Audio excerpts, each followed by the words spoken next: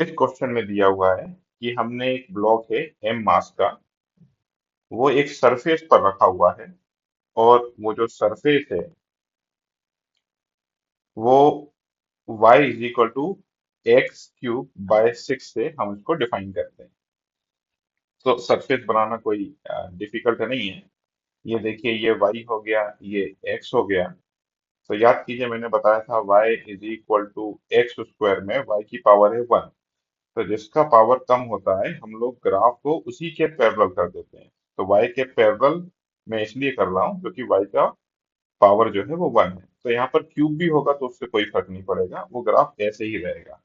हाँ, थोड़ा सा वेरिएशन जरूर हो सकते हैं, लेकिन अल्टीमेटली ग्राफ ऐसे ही होगा।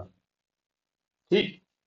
अब कोइफिशिएंट ऑफ फ्रिक्शन भी दिया हुआ है इस सरफेस का 0.5, और फिर बताया गया है कि हम ब्लॉक को धीरे धीरे मूव करवा रहे हैं। वो मैक्सिमम कितनी हाइट तक हम उसको रख सकते हैं, ये हमसे पूछा गया है। तो चलिए, ऐसा हो क्यों रहा है। देखिए, जब मैंने ब्लॉक को यहाँ पर रखा तो यहाँ पर स्लोप है ही नहीं। लेकिन जैसे जैसे मैं ऊपर जाऊंगा, देखिए स्लोप बढ़ती जा रही है। यहाँ पर स्लोप जो है कम है, और यहाँ पर स्लोप ज्यादा है। तो यहाँ पर आप ब्लॉक रखेंगे तो उसके स्लिप करने की टेंडेंसी ज्यादा होगी ही होगी। अब मैं एक कंसेप्ट एक्सपेक्ट कर रहा हूं आपसे, बट मैं थोड़ा सा उसको रिवाइज करवा देता हूं कि मान लीजिए इस सरफेस का कोएफिशिएंट ऑफ फ्रिक्शन म्यू है, और यहाँ पर मैंने एक ब्लॉक रखा एम मास का। तो मैं इस म्यू को देख के बता सकता हूं कि कितने एंगल तक ये वाला ब्लॉक जो है वो इंक्लाइंड प्लेन पर इक्विलिब्रियम में रहेगा। और वो वैल्यू होती है tan theta is equal to mu. शायद इसी को हम लोग एंगल ऑफ रिपोर्ट बोलते हैं। मैं एक बार फिर से रिपीट कर देता हूं। इस म्यू को, इस सरफेस की रफनेस को देख के मैं बता सकता हूं कि कितने एंगल तक ये वाला ब्लॉक जो है वो इक्विलिब्रियम में रहेगा। अगर मान लीजिए म्यू का वैल्यू ज्यादा है, सरफेस ज्यादा रफ है, तो थीटा का वैल्यू ज्यादा आ जाएगा, क्योंकि जैसे थीटा बढ़ता है वैसे ही टेन थीटा बढ़ता है। ठीक। अब देखिए, मैं इसी को मान लेता हूं कि मान लीजिए यहां पर मैंने ब्लॉक रखा, और उसके बाद में अगर मैं उसको थोड़ा सा भी ऊपर लेके जाता हूं तो वो स्लिप कर जाता है। मतलब यहाँ पर वो स्टेबल है। स्टेबल है का मतलब ये है कि यहाँ पर मैं इसको इस टाइप से इंक्लाइन प्लेन मान सकता हूँ, जिसका एंगल है थीटा। और यहाँ पर सरफेस की रफनेस मुझे पता है म्यू है। तो मैं लिख सकता हूँ कि टेन थीटा जो है वो यहाँ पर म्यू के बराबर है, और म्यू का वैल्यू दिया हुआ है 0.5। इस जगह पर टेन थीटा, इस जगह पर थीटा जो है वो 0.5 है।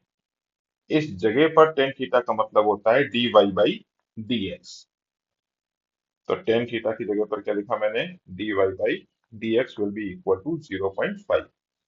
अगर किसी को कंफ्यूजन कि मैं यहाँ पर D Y by D X क्यों लिख रहा हूँ, तो देखिए आप, ये छोटा सा y डायरेक्शन में डिस्टेंस dy होगा, और x डायरेक्शन में डिस्टेंस dx होगा, और हम इसी थीटा की बात कर रहे हैं। तो टेन थीटा क्या होना चाहिए, tan theta will be equal to D Y by D X. इस जगह पर छोटा सा dy और छोटा सा dx। Delta y by delta x क्यों नहीं लिखा, क्योंकि हम सिर्फ इसी पॉइंट के बारे में बात कर रहे हैं, सिर्फ इसी जगह के बारे में बात कर रहे हैं। तो D Y by D X कितना हो गया, 0.5। तो पहली इक्वेशन ये मुझे पता है, और y जो है वो एक्स क्यूब बाय 6 दे के रखी हुई है। तो अब इसको सॉल्व कर लेते हैं।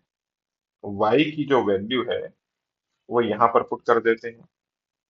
तो d by D X of y की जगह पर लिखा X cube by 6 will be equal to 0.5।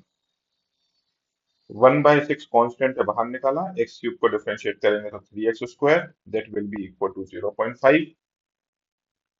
So X square will be equal to 1, so x will be equal to 1। क्योंकि यहाँ पर 2 हो जाएगा, 2 को मल्टीप्लाई करूंगा तो 1, तो x का वैल्यू आ गया 1।